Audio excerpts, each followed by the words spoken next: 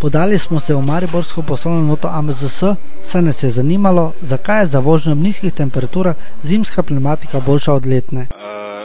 Predvsem zaradi strukture gume.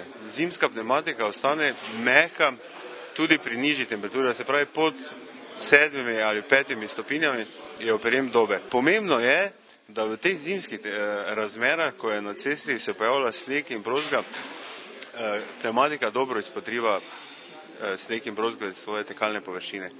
Zimska pnevmatika je narejena tako, da so dizajni grajeni tako, da je tudi v tem obdobju operjen s cestiščem dober. Torej tistim, ki se še odločajo, svetujete menjavo ali ne? Absolutno svetujem, da se šoferji odločijo, da uporabljajo v zimskih razmerah zimske gume. To predpisuje dejansko tudi zakon.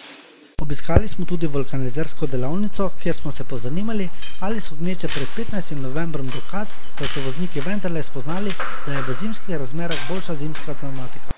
Ja, dokaz za to sigurno so te gneče, ki nastajajo okrog 15.